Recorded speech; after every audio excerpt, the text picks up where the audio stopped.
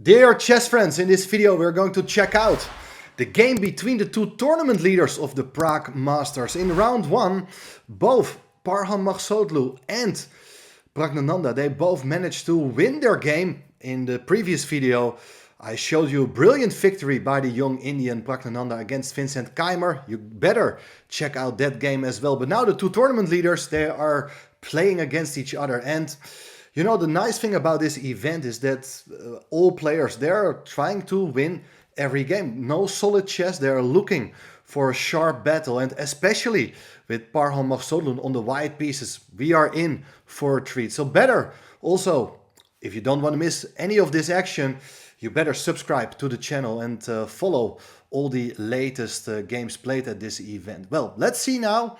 Maghsoodloo playing with white. 1d4, knight f6, and the London system. But nowadays the London system is also played just to avoid a big theoretical battle. We know that Praggnanandhaa is fantastic in the opening, has a very good preparation in general, and I think Maghsoodloo just wants to get a game.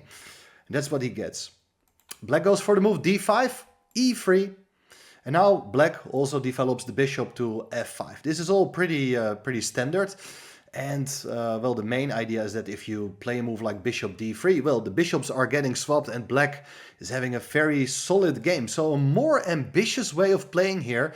Now the bishop is no longer on c8. White goes for the move c4. So this actually kind of transposes. It's not a real transposition, but at least the play is now more like a queen's gambit declined. With a pawn on c4, white is about to put pressure against the pawn on d5.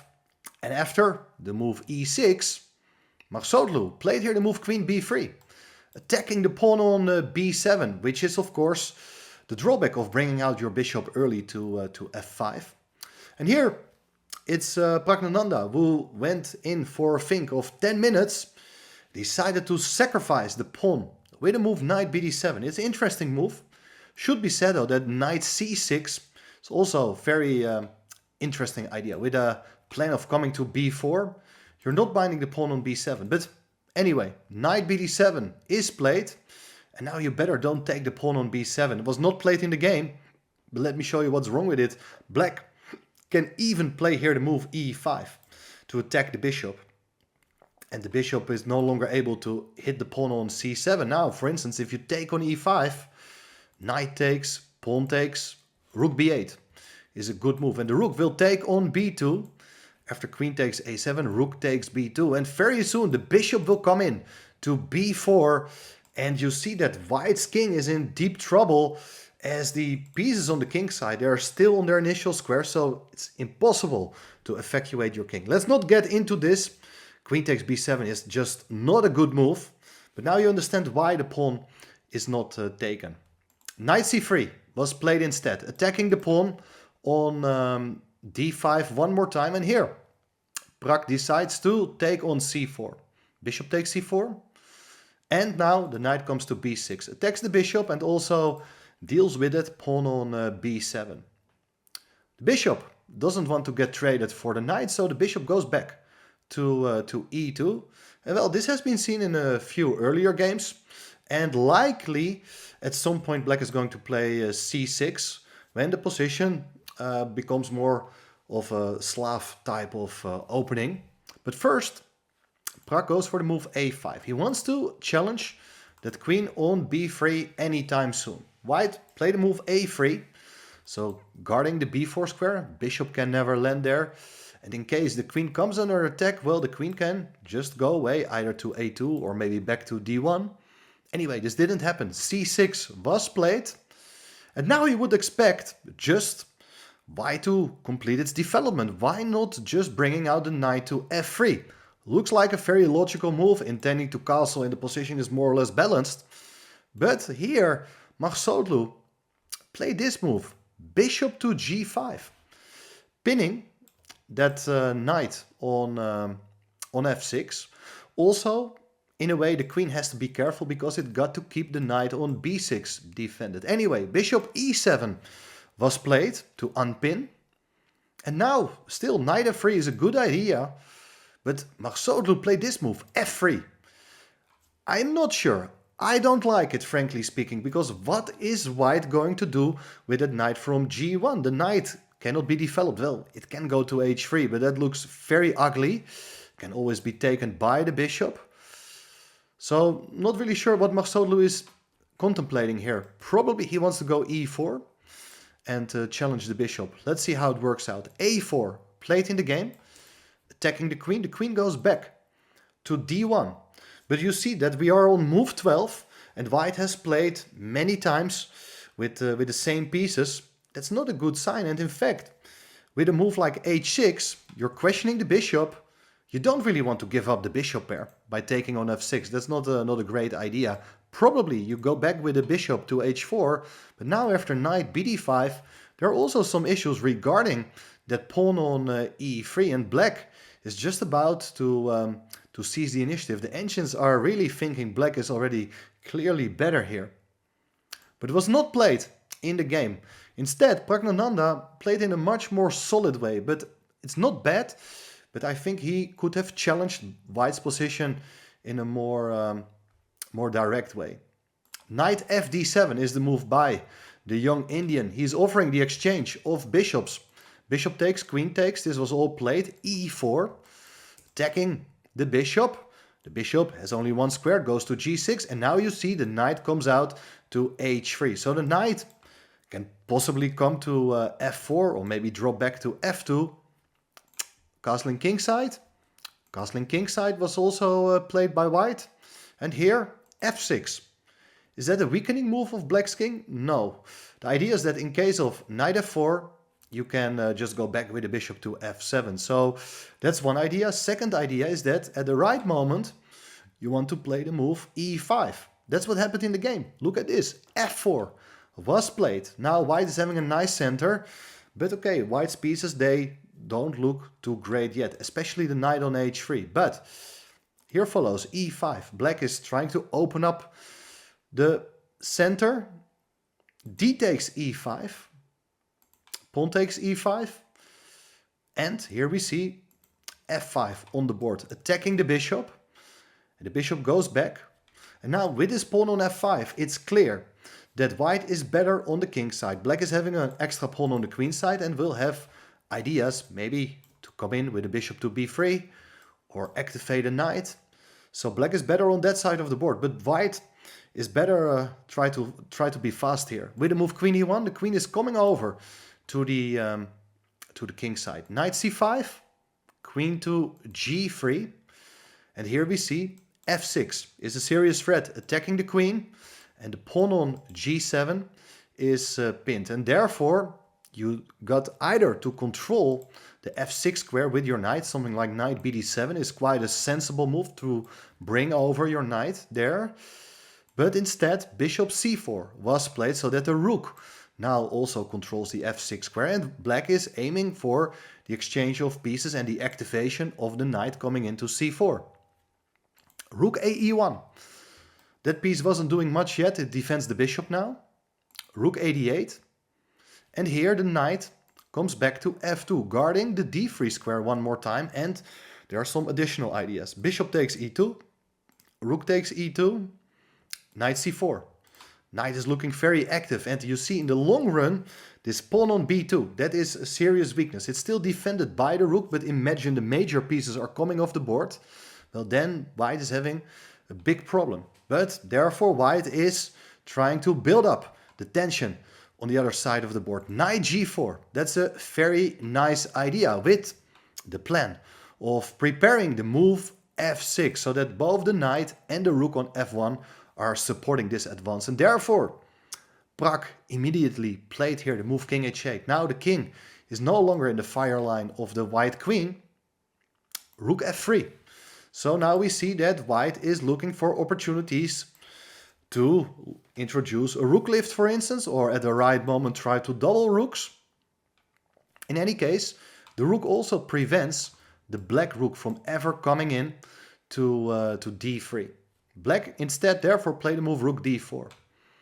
Pressurizing the pawn on e4, but okay, the pawn is still pretty well defended. White played the move h3. What's the idea? Well, just never face any back rank problems. So you can always move your king in case one of black's strongest pieces end up on the back rank. Right now, the knight is still guarding that square, but who knows what can change in the position. b5, black is expanding, thinks that everything is under control on the king side, and hopes to create some passed pawn at some point on the queen side. But now, look at this, f6. It's a pawn sacrifice. Looked like this was not a serious possibility. Black can just take the pawn. But now there is rook e to f2. And you see the pawn on f6 is under pressure now. How to deal with it? If you go back with the rook to d6, there are ideas like knight h6 with a plan of coming to f5 with a knight fork. And you see that if black is being kept busy on the king side, it's very difficult to use the extra pawn on the queen side. I like white's practical chances here. In the game, instead of rook d6, the move knight d7 was played.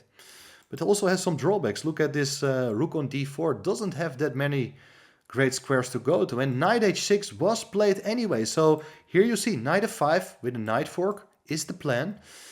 And the rook doesn't have a good square to go to. Knight d2 was played to attack the rook on f3. Black is intending to capture that rook with check. So the rook goes to e3. So that the knight can still come to f5.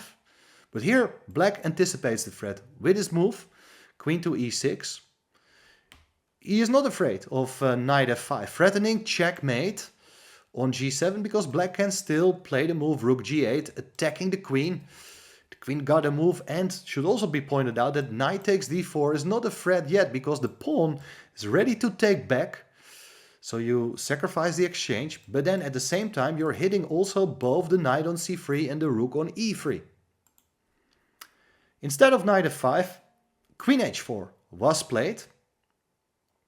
So at some point maybe the rook can come over to g3. And now knight c5. Well, various interesting possibilities here for white. Apparently, the move played by Maghsoodloo is not the best one. He played rook f5. Interesting idea. Probably his plan is just to get over with a rook to h5 and try to hit the pawn on h7. Instead, knight f5 was a very cool idea.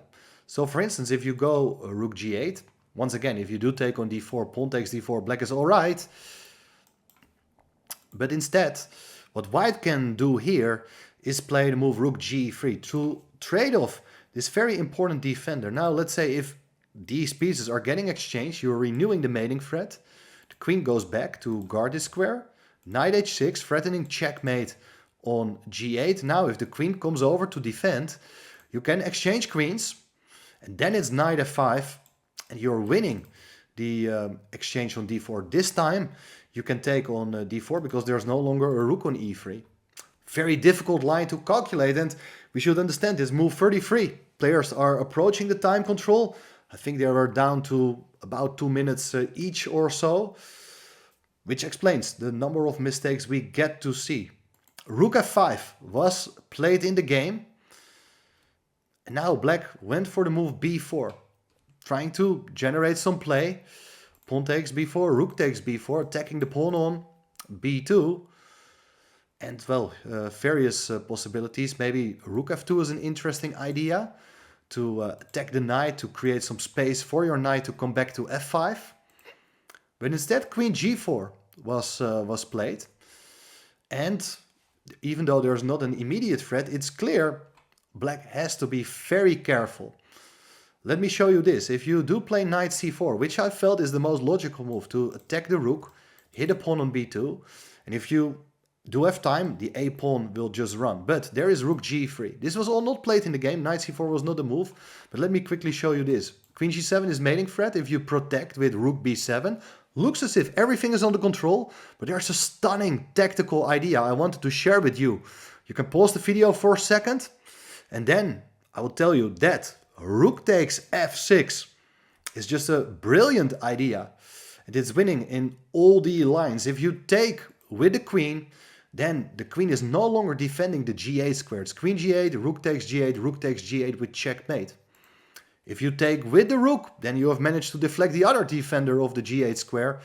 queen g8, queen takes, and rook takes g8 is checkmate. If you think, okay, let's just swap queens, there's intermediate move, rook takes f8, check. King goes to g7, and then before taking the queen, because the rook on f8 is hanging, you do give a check on g8. After taking the knight, you take the queen on g4. You're an exchange up, threatening checkmate, ladder mate on the g and h file. That is just winning for white. Well, I thought it was nice sharing this with you. Now back to the game. As instead of knight c4, they followed rook bb8. It's a better move. So you're guarding the g8 square. Rook g3, threatening checkmate on g7. So now another piece got to defend that square on g7. Queen d7 was played. Maybe queen e7 is a better idea. Difficult to say, especially in time trouble. It's understandable that you put a queen on d7 to keep this rook pinned, so that if the rook moves, you can exchange queens. But here, apparently, okay, if you play a move like queen h4, the machine really likes it for white.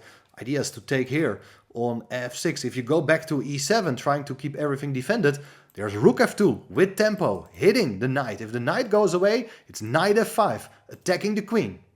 If the queen goes to f7, it's rook g7, threatening checkmate, threatening to take the queen. Black is forced to give up the queen.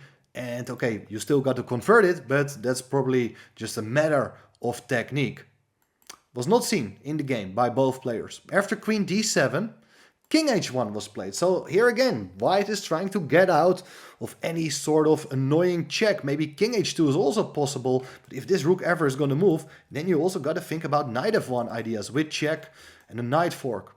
Anyway, king h1 played, and here Pragg is still under huge pressure, because what is he going to do here? He is a pawn up, but there are not that many useful moves. I mean, white can play around a bit, maybe queen h4, maybe rook h5, maybe knight f5. There are all sorts of ideas here to try to annoy black. But here, Pragg played this move, knight e6. He's bringing another piece into defense.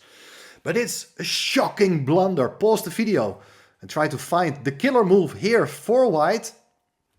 Because now, this knight, even though it's helping in defense, the queen is no longer eyeing that rook on f5. It's no longer pinning. And with the move rook takes f6, Praggnanandhaa resigned. This is a fantastic shot, because if you do take the rook, it's queen g8. It's the same trick basically we have seen earlier already. Rook takes g8, rook takes g8 is checkmate. And well, there's not much else you can do. You wish the knight was not here, just to be able to take on g4 and get rid of that queen. Anything else is not possible. You're threatening to win the knight on e6. The queen and the rook are attacking the knight on e6. If you play something like rook fe8 to protect that knight as well, then well, it's knight f7 with check, and you're forced to give up the queen. And that is just completely hopeless. So, a shocking blunder by Praggnanandhaa, who is just trying to warm up for the candidates. It was a very nice game yesterday. Now, after this loss, he is back to 50%. But Maghsoodloo is in the sole lead. 2 victories so far. He seems to be in great shape. And that is nice news for him after not a great tournament for him earlier in January in Wijk aan Zee. Now he's on 100% score in this field. It's a fantastic start of the event. Let's see what the future rounds have in store for us. Make sure to subscribe to the channel if you like this video. I really appreciate the support. And then I promise to cover many more exciting games from this event.